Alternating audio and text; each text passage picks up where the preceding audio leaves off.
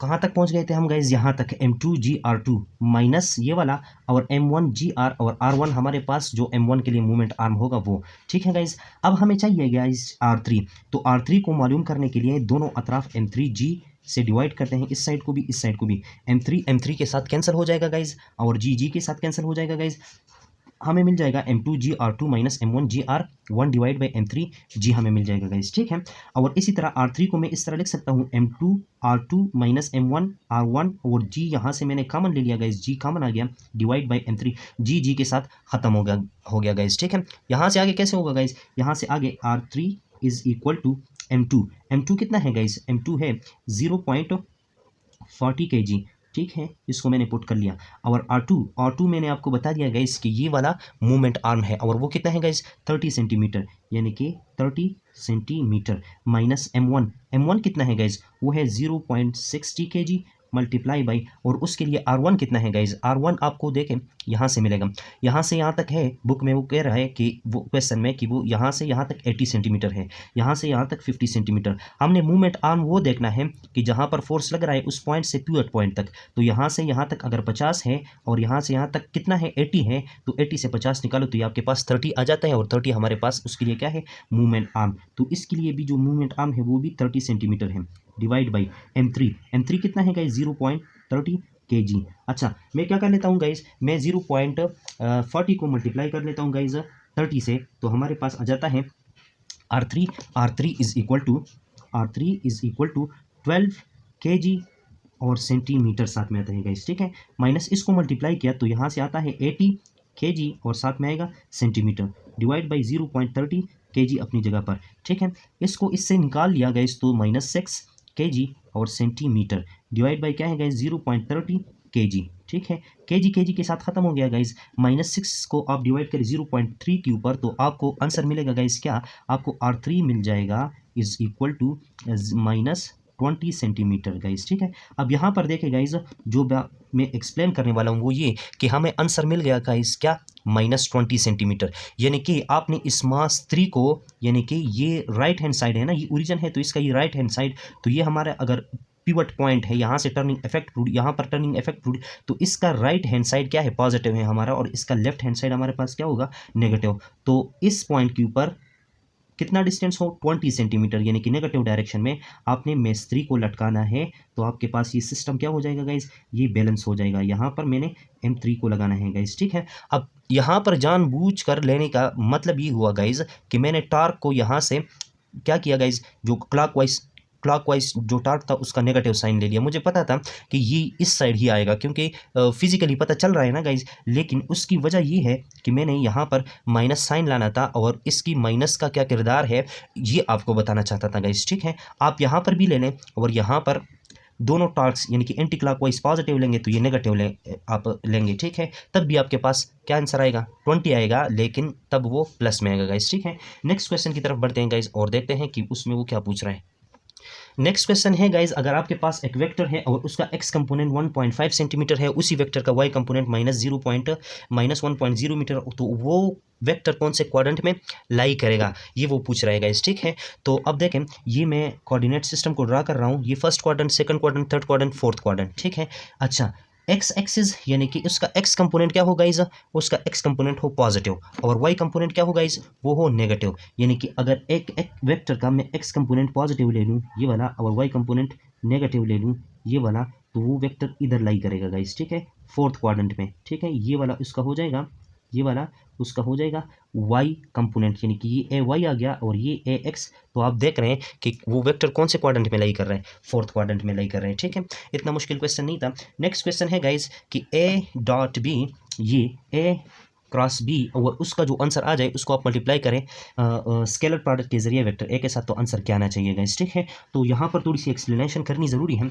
क्योंकि ये थोड़ा सा कंसेप्चुअल है। देखें, हम जानते हैं कि जब हम क्रॉस प्रोडक्ट लेते हैं या जिसको हम वेक्टर प्रोडक्ट कहते हैं, तो इसके नतीजे में हमें एक क्वांटिटी मिलती है जो कि वेक्टर होगी। ठीक है। और वेक्टर क्वांटिटी में दो चीज़ें होती हैं, एक डायरेक्शन और एक मैग्नीट्यूड। मैग्नीट्यूड तो इनके प्रोडक्ट से मिल जाएगा और इनके दरमियान एंगल कितना है उसका साइन थीटा, इनके मैग्नीट्यूड, वो हमें वेक्टर सी का क्या दे देगा, मैग्नीट्यूड दे देगा। डायरेक्शन जो है राइट हैंड रूल में या स्क्रू रूल में हम डिटेल से पढ़ चुके हैं कि वेक्टर सी का जो डायरेक्शन होगा वो वेक्टर ए और वेक्टर बी के ऊपर क्या होगा, परपेंडिकुलर होगा। यानी कि कहने का मतलब ये हुआ कि ए क्रॉस बी अगर आपको एक वेक्टर सी दे रहा है तो ये जो वेक्टर सी होगा ये परपेंडिकुलर होगा वेक्टर ए के ऊपर भी, और ये जो वेक्टर सी होगा ये परपेंडिकुलर होगा वेक्टर बी के ऊपर भी। ठीक है, यहाँ तक तो हमें समझ आ गई। अब यहाँ से आगे ये होगा गाइज कि ये ए डॉट और ए क्रॉस बी हमारे पास क्या है, उसको हमने सी बोल दिया है गाइस, ठीक है, ये बोल दिया है। और जब हम डॉट हटाते हैं तो क्या लगाते हैं गाइस, कॉस थीटा लगाते नहीं है, आ जाता है गाइस, ठीक है, ए सी और कॉस थीटा। अब थीटा क्या है गाइस, ए और सी के दरमियान एंगल, और ए और सी के दरमियान एंगल कितना है गाइस, वो तो है 90 डिग्री, क्योंकि परपेंडिकुलर है, ऑर्थोगोनल है एक दूसरे के। तो हम लगाएंगे guys A C cos of 90 degree, और कॉज ऑफ 90 कितने के बराबर होता है गाइज, कॉज ऑफ 90 बराबर होता है 0 के। तो हमें क्या मिला, हमें मिला ये जो क्वेश्चन लिखा हुआ है A dot A cross B is equal to, इसका आंसर हमें मिला 0। ठीक है गाइज, और ये 0 क्या है, नल वेक्टर है या एक नंबर है, तो ये एक नंबर है क्योंकि लास्ट में हमने स्केलर प्रोडक्ट को परफॉर्म किया है और स्केलर प्रोडक्ट में हमें सिर्फ स्केलर क्वांटिटी मिलती है। नेक्स्ट क्वेश्चन को देखते हैं गाइज और उसमें देखते हैं कि वो क्या पूछ रहा है। नेक्स्ट क्वेश्चन है guys, two forces of magnitude 20 Newton 50 Newton act simultaneously on a body, which one of the following forces can not be the resultant force of two vectors. देखें दो फोर्सेज हैं, एक F1 है एक F2 है, ठीक है। अब ये साइमल्टेनियसली एक्ट कर रहे हैं किसी बॉडी के ऊपर, ठीक है। डायरेक्शन का उसने बिल्कुल नहीं बताया, लेकिन वो ये पूछ रहा है कि इन दो वेक्टर का रिजल्टेंट कौन सा ऑप्शन में जो गिवन है, जो 4 ऑप्शन गिवन है, इन 4 ऑप्शन में से कौन सा इनका रिजल्टेंट नहीं हो सकता। तो इस क्वेश्चन को करने के लिए गाइस देखें, F1 का और F2 का आप एक ही डायरेक्शन ले लें, ये मैक्सिमम पॉसिबिलिटी तो ये है ना, ये अगर आपके पास F2 है, ठीक है, और ये आपके पास F1 है, आपने इनको ऐड किया तो आपको नेट रिजल्टेंट वेक्टर कितना मिलेगा, 50 + 20 70 न्यूटन का, कितना 70 न्यूटन का। अगर ऐसी पॉसिबिलिटी हो जाए कि ये जो 50 न्यूटन का वेक्टर है ये इस डायरेक्शन में एक्ट कर रहा है और ये 20 न्यूटन का इस डायरेक्शन में एक्ट कर रहा है, तो नेट रिजल्ट कितना होगा, 50 - 20 30 न्यूटन, ठीक है। यानी कि मिनिमम इनका जो रिजल्टेंट आ सकता है वो 30 आ सकता है, मैक्सिमम कितना आ सकता है 70, ठीक है। अब 30 से कम नहीं होगा, 70 से ज़्यादा नहीं होगा। ऑप्शन में एक ऑप्शन गिवन है 20 न्यूटन, तो 20 न्यूटन इसका नहीं हो सकता, और वो पूछ रहा है कि ये जो मौजूदा ऑप्शन है इसमें कौन सा नहीं हो सकता, तो ये वाला नहीं हो सकता, लिहाजा करेक्ट ऑप्शन ये है, ठीक है। नेक्स्ट क्वेश्चन की तरफ बढ़ते हैं गाइस और उसमें देखते हैं कि ये हमार क्या पूछ रहा है गाइस, ठीक है। वो पूछ रहा है if the dot product of two non zero vector A and B is 0 then the magnitude of their cross product। देखिए दो वेक्टर है ए और बी, और ये ऐसे वेक्टर है जिनका मैग्नीट्यूड 0 नहीं है, लेकिन डॉट प्रोडक्ट हम लेते हैं तो वो 0 आता है। आप बताएं इसका क्रॉस प्रोडक्ट क्या आएगा। अब देखें गाइस, डॉट प्रोडक्ट को जब हम लिखते हैं मैग्नीट्यूड के फॉर्म में तो हम लिखते हैं ए मैग्नीट्यूड बी मैग्नीट्यूड और कॉस ऑफ वो एंगल जो उन दो वेक्टर के दरमियान है, ठीक है। अब उसने ये दिया है कि ये जो मैग्नीट्यूड ऑफ ए है ये 0 के बराबर नहीं है, और ये जो साथ साथ में वेक्टर बी है इसका मैग्नीट्यूड भी 0 के बराबर नहीं है, लेकिन तब भी जो इनका डॉट प्रोडक्ट है वो 0 के बराबर आता है। तो एक ही पॉसिबिलिटी है गाइस कि इनके दरमियान जो एंगल होगा वो 90 डिग्री का होगा, और 90 डिग्री cos 90 डिग्री क्या होता है गाइस, वो तो 0 के बराबर होता है। तो इसी वजह से इनका ये जो डॉट प्रोडक्ट है A dot B is equal to A B cos 90 0 के बराबर आता है, अगरचे मैग्नीट्यूड ऑफ ए और बी बराबर नहीं है 0 के, ठीक है गाइस। तो वो कह रहा है आप क्या करें, आप इनका क्रॉस प्रोडक्ट मालूम करें गाइस, क्या करें, क्रॉस प्रोडक्ट। तो हम क्रॉस प्रोडक्ट मालूम कर रहे हैं गाइस, देखें ए क्रॉस बी को हम किस तरह लिख सकते हैं, ए बी और साइन ऑफ थीटा, और थीटा इनके दरमियान कितना है गाइस 90 डिग्री, और साइन 90 कितना होता है गाइस 1 के बराबर होता है, तो यहाँ से हमें मिल जाएगा ए बी, ठीक है। तो इनका जो क्रॉस प्रोडक्ट है वो ए बी के बराबर आएगा। नेक्स्ट क्वेश्चन की तरफ बढ़ते हैं गाइस। नेक्स्ट क्वेश्चन है guys, the sum of magnitude of two forces is 16 newton, the resultant force is 8 newton and its direction is perpendicular to minimum force, then the forces are.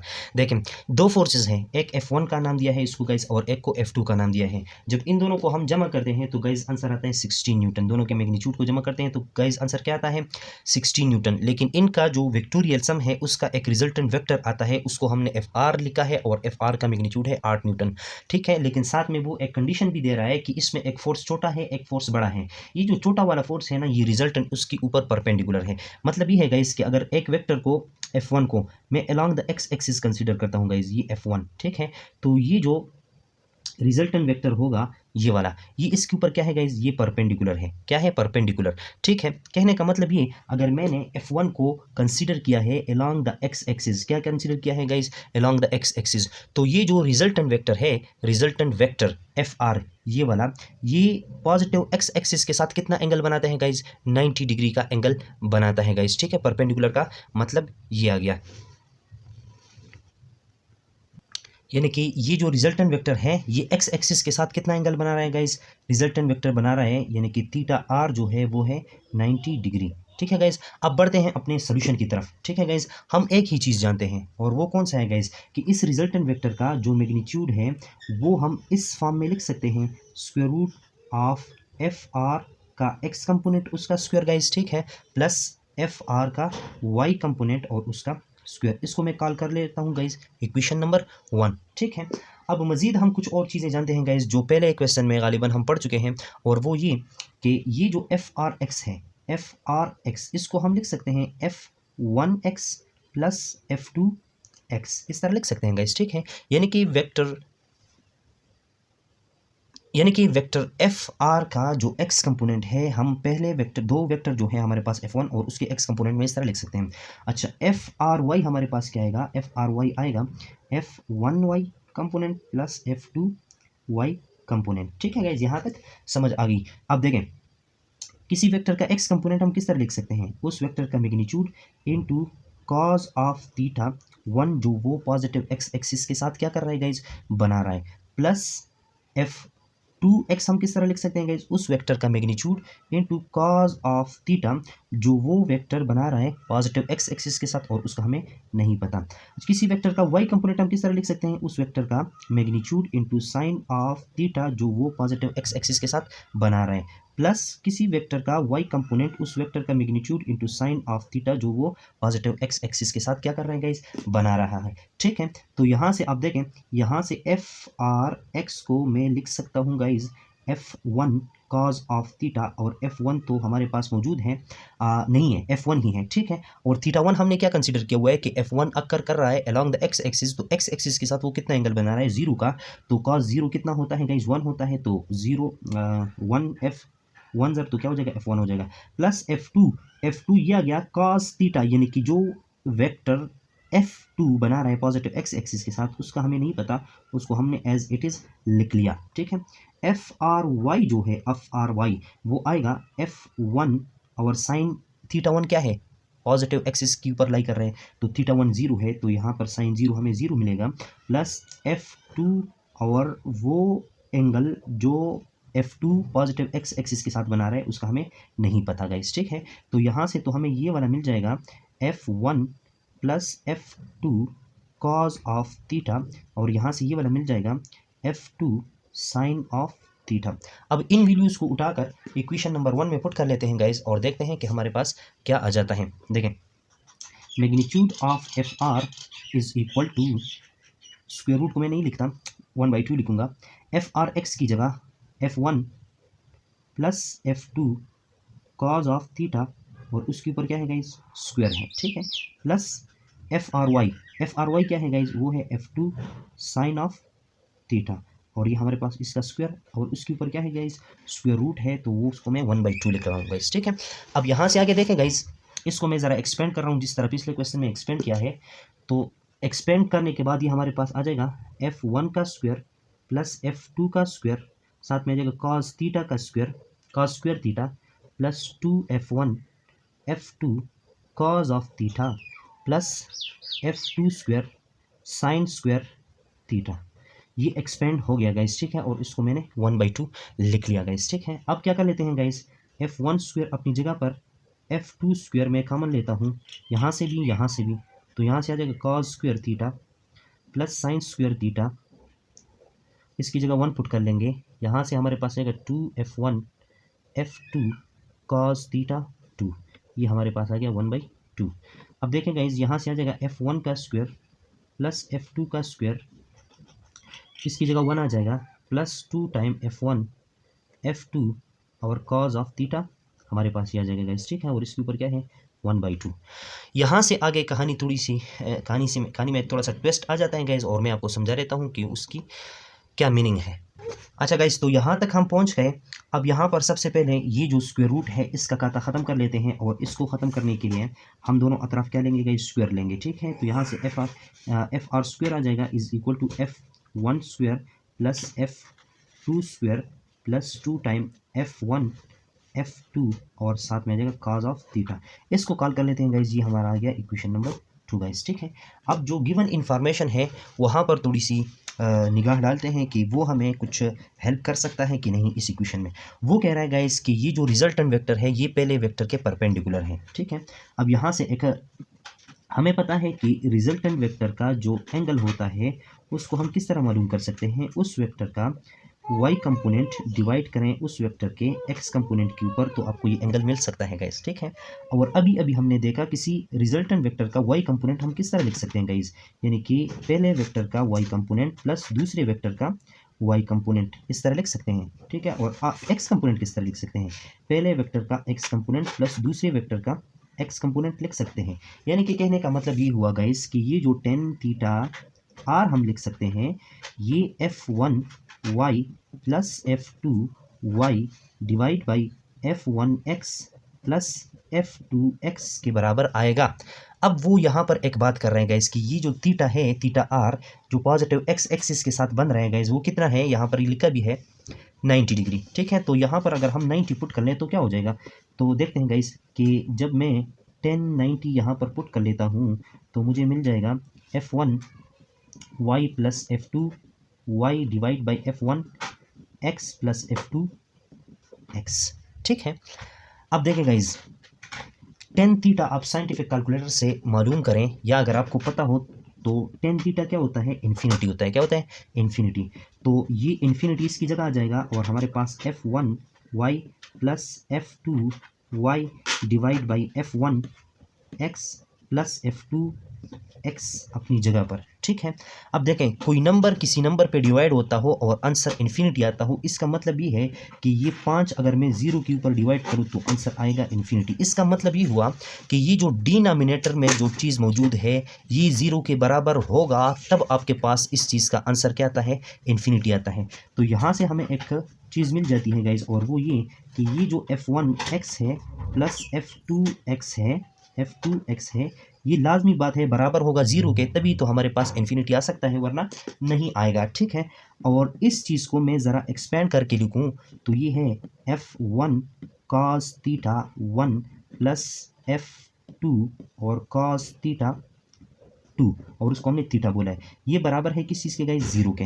अब theta 1 हमने क्या लिया हुआ है, theta 1 तो वो angle है गाइज जो क्या हो रहा है, जो पॉजिटिव x एक्सिस के साथ F1 बना रहा है गाइज। ठीक है, तो अब देखें उसको, वो हमारे पास 0 है, तो यहाँ से हमें मिल जाएगा F1 plus F2 cos of theta, यह आ जाएगा इज इक्वल टू 0। ठीक है गाइज, और यहाँ से हम कुछ निकाल सकते हैं, और वो ये कि हम क्या करें गाइज, F1 को अपनी जगह पर छोड़ दें और इसको उस साइड भेज दें, तो F2 cos थीटा आ सकता है। तो F1 की वैल्यू हम क्या पुट कर सकते हैं गाइज, F1 की वैल्यू हम पुट कर सकते हैं F2 cos थीटा, या जहाँ पर F2 cos थीटा आता है गाइज, जहाँ पर F2 cos थीटा आता है गाइज, वहाँ पर हम माइनस F1 पुट कर सकते हैं गाइज। ठीक है, ये इन्फॉर्मेशन यहाँ से निकालनी थी गाइज, और इस इन्फॉर्मेशन को अब हम यूज़ करेंगे अपनी इक्वेशन नंबर 2 में। हमारा इक्वेशन नंबर 2 क्या था गाइज, ये ऊपर लिखा हुआ है कि Fr का square is equal to F1 का स्क्वायर प्लस F2 का square plus 2 time F1 plus 2 time F1 ये आ गया। ठीक है, प्लस 2 टाइम F1, और F2 cos ऑफ थीटा की जगह मैं क्या पुट कर सकता हूँ guys, F2 cos of theta की जगह मैं माइनस F1 पुट कर सकता हूँ गाइज। ठीक है, ये आ गया। अब ये आगे इम्प्लाइज करेगा गाइज कि ये जो हमारे पास है प्लस माइनस क्या हो जाएगा, माइनस हो जाएगा गाइज। ठीक है, तो यहाँ से हमारे पास आ जाएगा Fr का square is equal to F1 का स्क्वायर प्लस F2 का स्क्वायर माइनस 2F1 का स्क्वायर, यह आ गया गाइज। ठीक है, अब माइनस 2F1 का स्क्वायर और F1 का स्क्वायर, तो हमारे पास क्या रह जाएगा गाइज, ये रह जाएगा Fr का square is equal to F2 का स्क्वायर और माइनस F1 का स्क्वायर, क्योंकि 2F1 है तो एक F1 चला गया, एक F1 का स्क्वायर रह गया गाइज। ठीक है, अब देखें गाइज, यहाँ पर एक फार्मूला आपके पास बन रहा है A square minus B square, और उसको आप लिख सकते हैं एफ आर का square is equal to A plus B into A minus B, ये लिख सकता हूँ मैं इस तरह, ठीक है।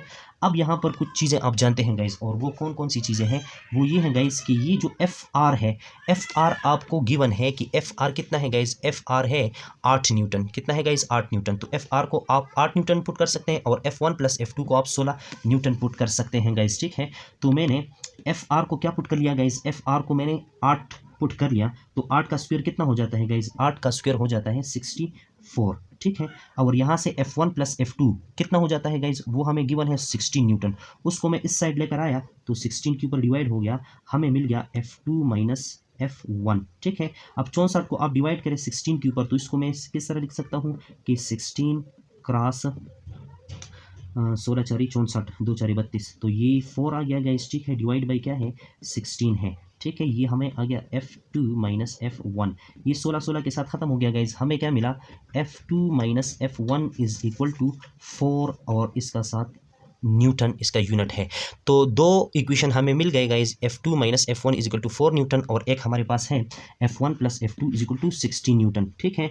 तो हम क्या कर लेते हैं, इस इक्वेशन को और उस इक्वेशन को जहां पर हमारे पास F2 प्लस F1 16 न्यूटन के बराबर है, उनको ऐड कर लेते हैं गाइस, क्या कर लेते हैं, ऐड कर लेते हैं। तो ऐड करने से क्या हो जाएगा गाइस, ये F1 माइनस में है, ये F1 प्लस में है, ख़त्म हो जाएगा, यहाँ से आ जाएगा 2F2 is equal to 20 newton मिल जाएगा गाइस, ठीक है। अब F2 की वैल्यू अगर मैं यहाँ से निकालूँ तो 2 के ऊपर डिवाइड करना पड़ेगा, और इसको भी 2 के ऊपर डिवाइड करना पड़ेगा, ये यहाँ से ख़त्म, और हमें क्या मिला, F2 हमें मिला 10 न्यूटन, कितना मिला गाइस 10 न्यूटन, ठीक है।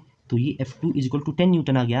अब F1 की वैल्यू हम निकाल सकते हैं गाइज, और वो हमारा स्मॉलर फोर्स होगा, और वो उसको हमने लिया भी है उधर। अब सब बात को उधर फिर दोहरा देते हैं गाइज। देखें, ये जो F2 है माइनस F1 है, हमें इसका आंसर मिलता है 4 न्यूटन। अब F2 हमें क्या मिला गाइज, F2 हमें मिला 10 न्यूटन, तो F2 को उस साइड भेज देते हैं, तो हमें मिल जाएगा minus F1 is equal to 4 अपनी जगह पर, और ये माइनस F2 हो जाएगा गाइज, ठीक है। तो यहाँ से हमें मिल जाएगा minus F1 is equal to 4, और माइनस F2 वो कितना है, वो है 10 न्यूटन, ठीक है। और यहाँ से हमें मिल जाएगा माइनस 6 माइनस और माइनस प्लस, तो F1 हमें मिल जाएगा 6 न्यूटन, ठीक है।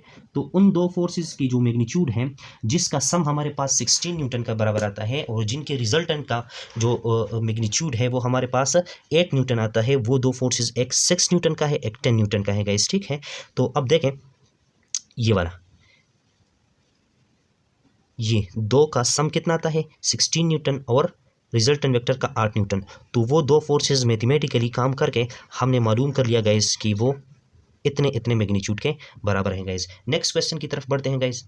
नेक्स्ट क्वेश्चन हमारा ये है गाइस कि ये हमारे पास एक सिस्टम है, ठीक है, और इस सिस्टम को हमने एक निफ के साथ बैलेंस किया हुआ है, और इसके साथ साथ हमने इसके साथ एक मेस भी लटकाया हुआ है।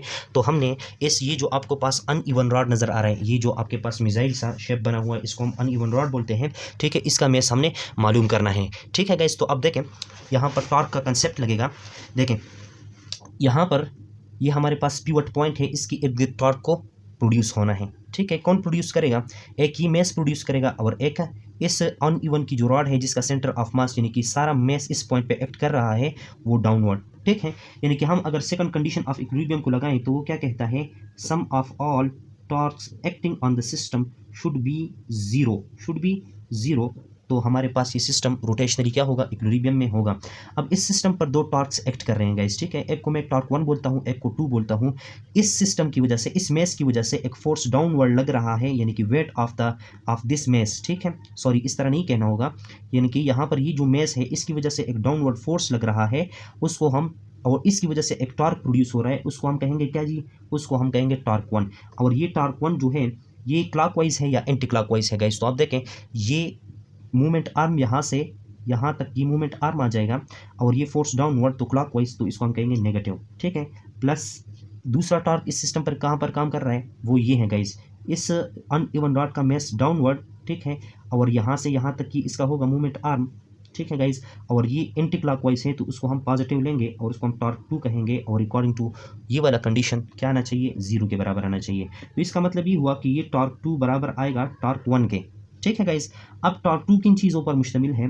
टॉर्क टू मुश्तमिल है मेस टू, यानी कि जिसको मैंने एम बोला है, और g multiply by R two यानी कि movement arm is equal to torque one क्या होगा, वो होगा एम वन जो कि हमारे पास ये है, ठीक है, और जी और आर वन, ठीक है। हमें क्या चाहिए, हमें एम चाहिए गाइस, ठीक है।